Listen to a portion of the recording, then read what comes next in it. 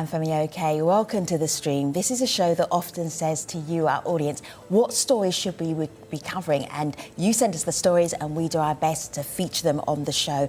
That's exactly what happened with Dr. Ahmed Twach. He is a doctor and he's a journalist, and he sent an idea that inspired this entire episode. Have a look, have a listen. The targeting of healthcare facilities and healthcare workers in times of war are considered possible war crimes. So why is it that Israel keeps getting away with this? I myself am a doctor who's worked on the front line in war zones before, and I know the importance of having a safe place to treat the very patients who are fleeing the violence they find themselves in. So this is why I pitched this topic to Sonia, one of the ajstream producers, and to discuss the impact that the episodes of violence have had on healthcare workers, and why is it that Israel keeps getting away with it, and how we can hold them to account for the crimes they've committed.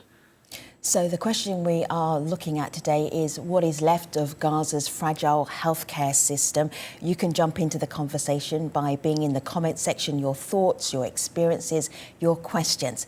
Put them in the comment section. I'll do my best to feature them in today's programme. Let's meet our guests. Hello to Mahmoud, hello to Dr. Ghassan, and hello to Wiam. Good to see all of you. Mahmoud, will you tell our international audience who you are and what you do? Thank you so much for having me. My name is Mahmoud Shalabi, and I work for a UK charity called Medical Aid for Palestinians as a senior program manager in their Gaza office. Good to have you. Dr. Ghassan, if people have been following your work online, they would have seen you doing surgeries in Gaza in the past few days or so. It is really good to have you here on The Stream. Will you introduce yourself to our international audience? Thank you. My name is Ghassan Abu Sitta. I'm a plastic and reconstructive surgeon and an associate professor in conflict medicine. Nice to have you. And Wiam, welcome back to The Stream. Remind our audience who you are and what you do. Thank you.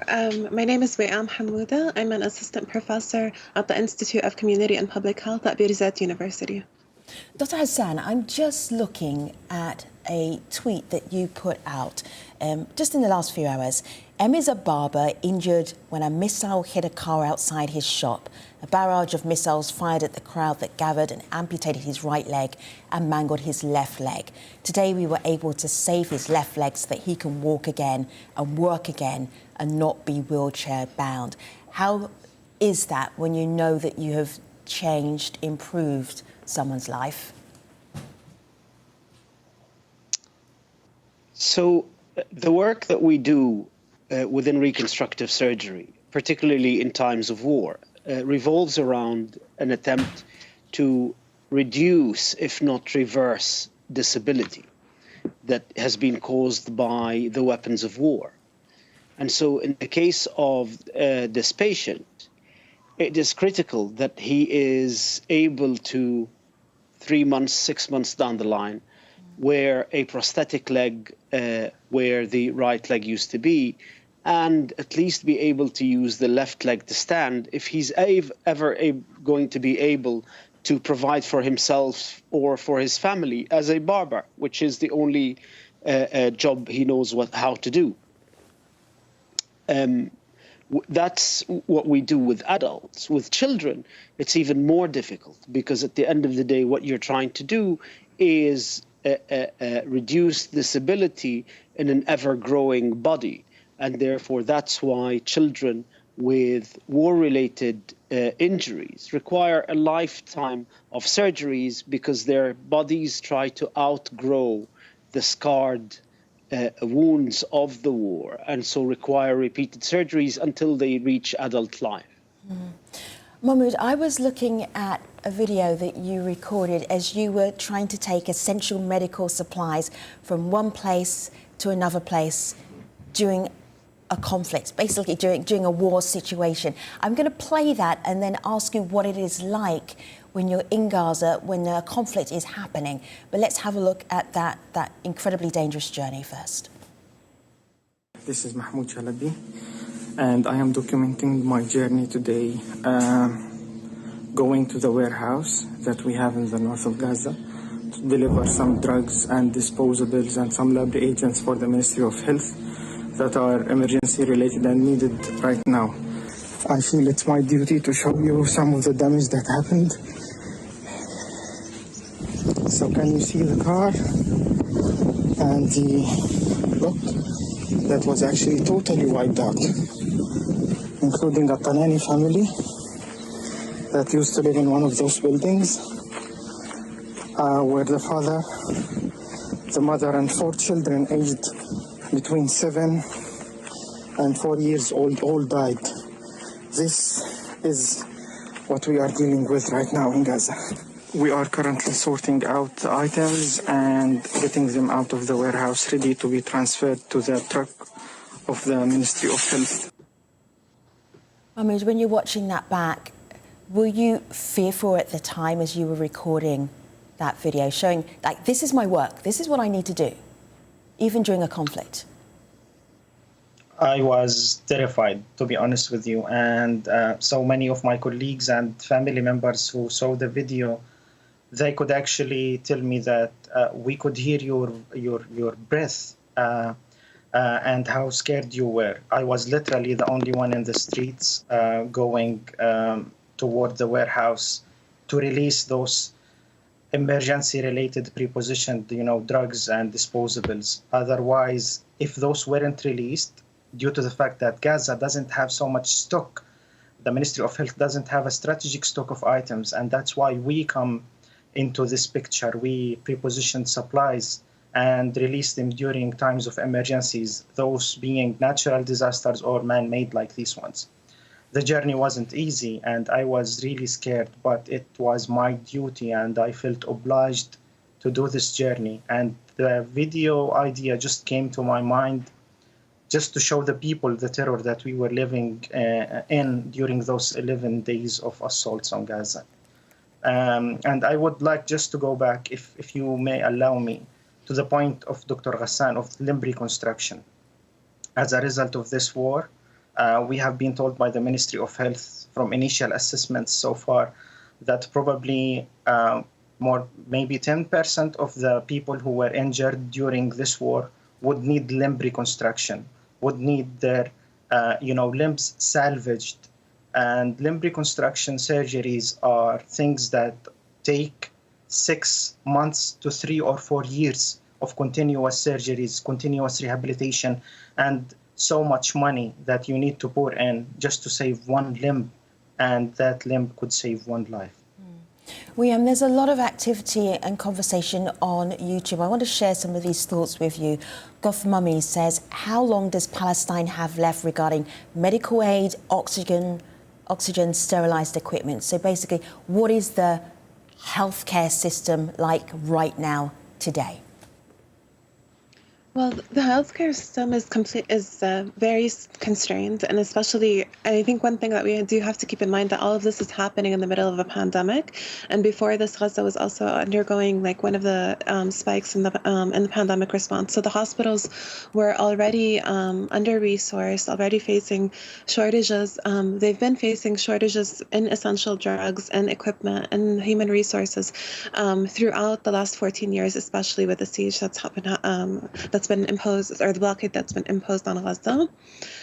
So this is something that's to keep in mind, that we're already dealing with a health system that has been severely constrained and largely by man-made conditions. And I think this is an important point that was brought up, that a lot of this it's not because of a natural disaster. Mahmoud said a lot of essential drugs are understocked. There's a reliance on the Israeli healthcare system, sometimes for referrals and other things. Lots of permits are denied. There's been a lot of de-development overall in Gaza, and that also applies to the health system. So it was already in a very bad situation before this latest iteration of the war. Mummy, go ahead.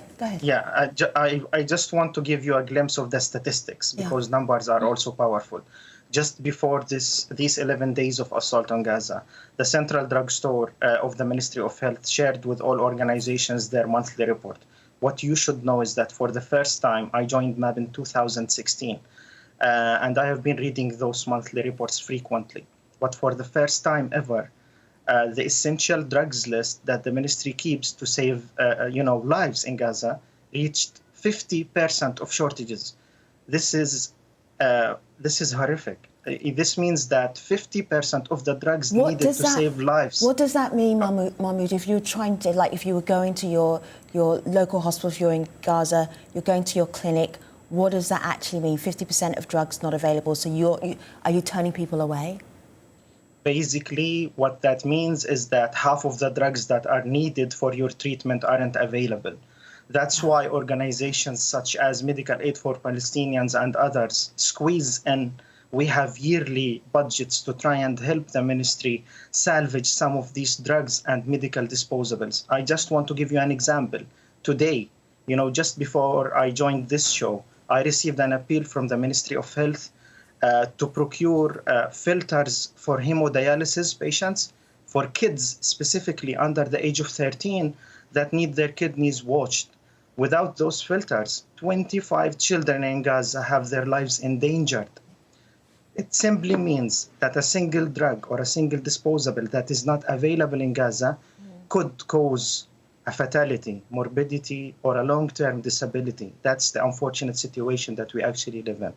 Dr. Hassan, I've seen you talk to reporters while you actually are operating in a theatre, but these shortages of supplies, what does it mean to you when you're operating, to your colleagues while you're operating?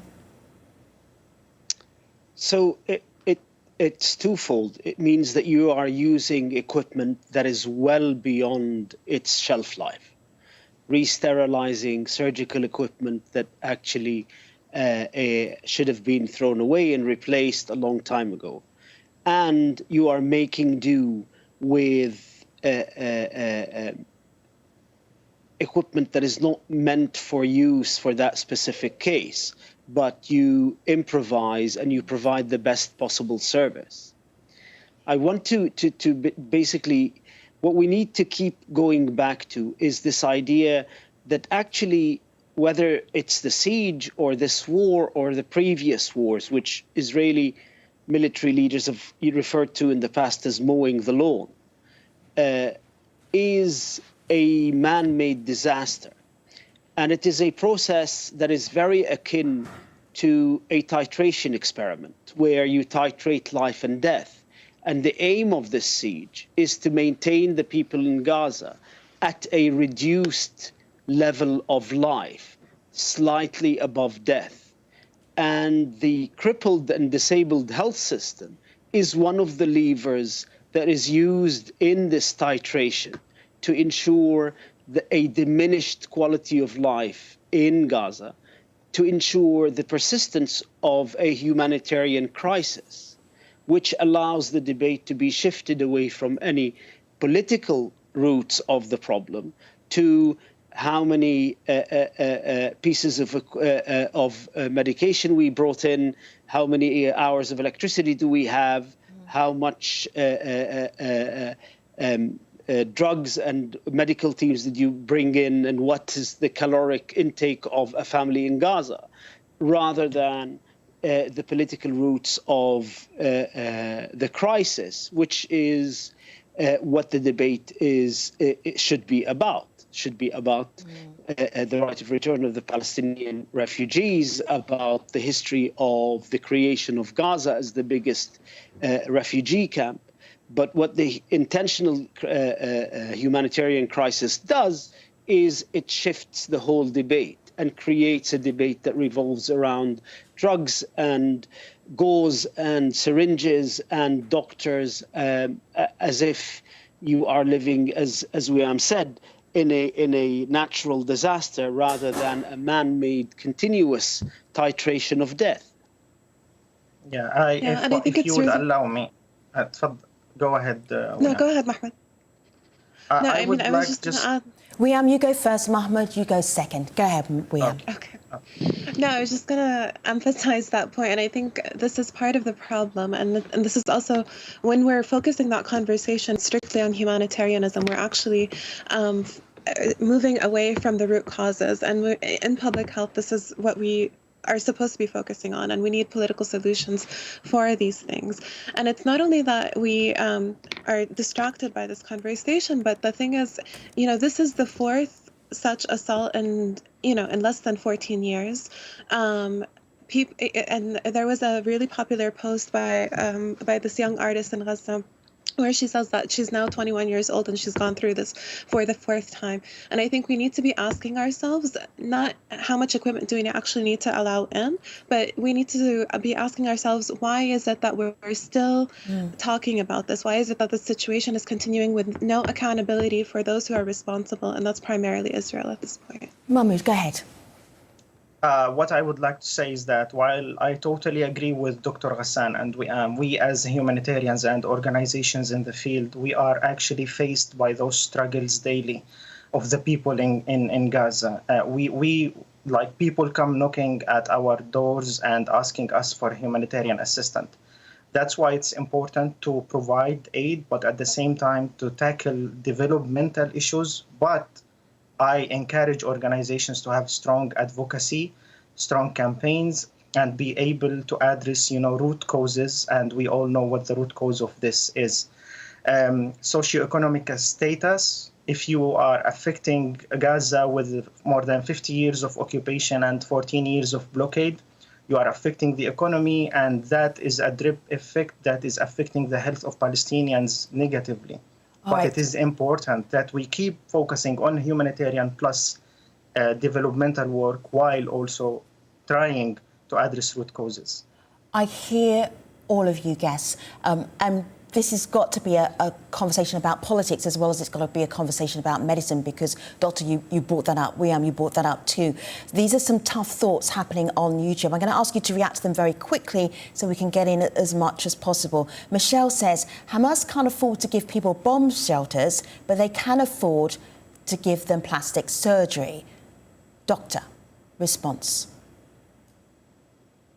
So I am older than Hamas.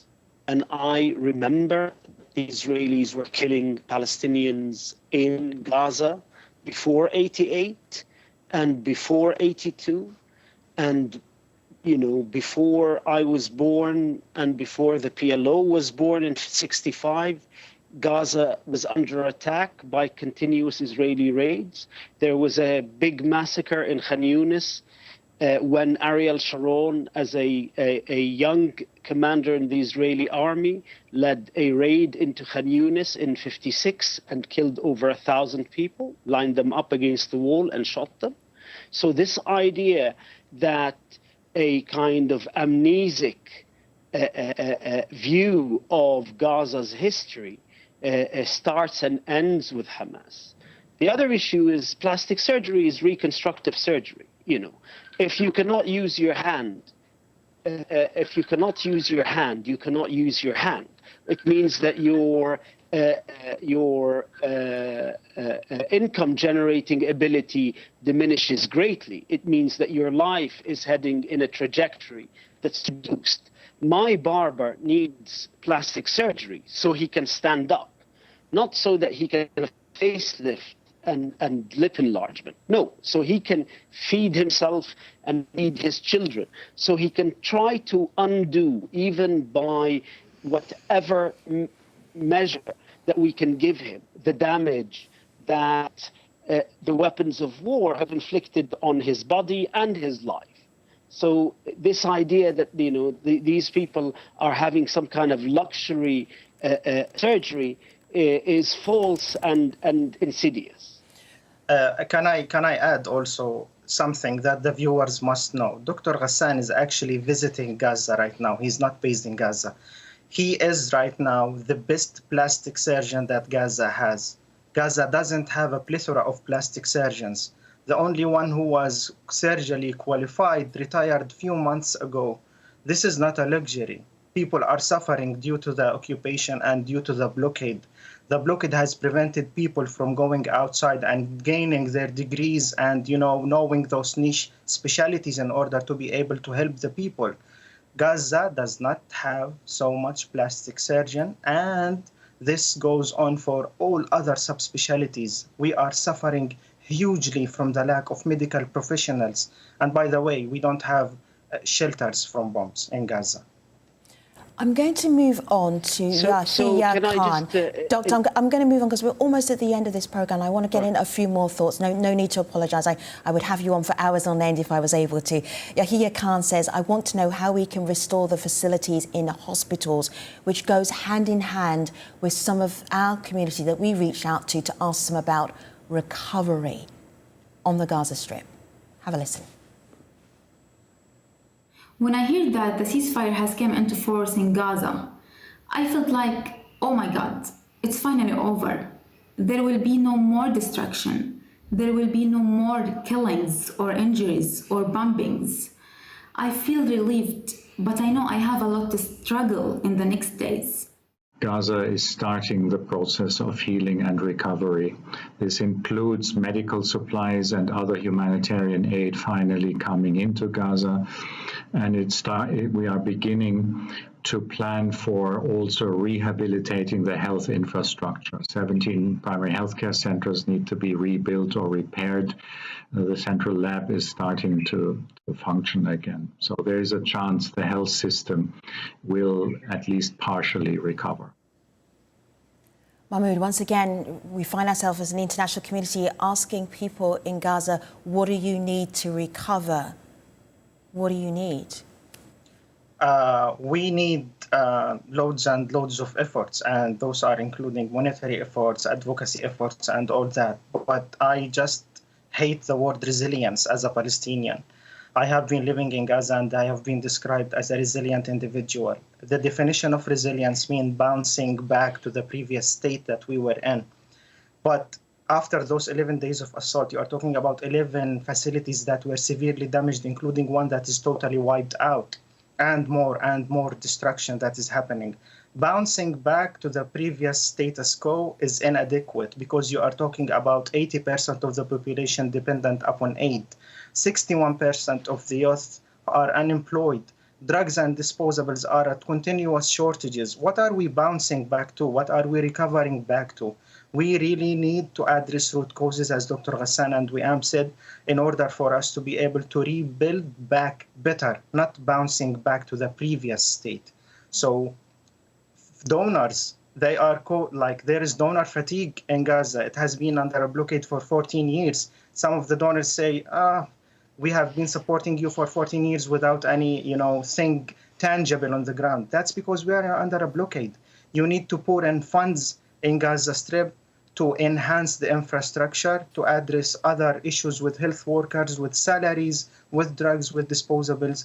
And after that, people can think of developmental work and actually enhancing the health system to standards that are up there with international ones. I just want to share this with you, guests. Israel-Gaza ceasefire doesn't mean the IDF should be excused for striking health facilities.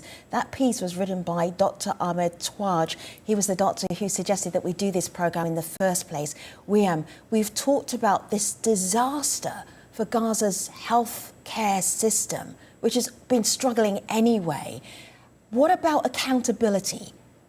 Will there be any? Yeah, I mean, if judging by past occasions, there's probably going to be very little, if any, accountability. And I think this is what's really important to stress, and it's really important to actually push that. And what's been different this time around is that there has been more mobilization. There have been more calls for accountability. We do have tools at our disposal, but they're not being used. Israel consistently is the exception to that rule. And there are legal analysts that say these attacks on health facilities could qualify as war crimes. And what we do need to keep in mind, and we're talking about, and I think there's this false parallel that's actually sometimes made between Hamas's capabilities and Israel's capabilities. Israel is one of the lead military powers in the globe, and also one of the lead producers of military technology. Right. So they have the precision technology that they actually market as being battle tested. If they wanted to avoid these damages, they could have. The reason this continues over and over again is precisely because of that lack of accountability. Dr. Hassan, Mahmoud, thank you so much for being on our programme today, for helping us understand Gaza's healthcare system and where it stands right now. YouTubers, I appreciate your comments and your thoughts and your questions. I'll see you next time. Thanks for watching, everybody.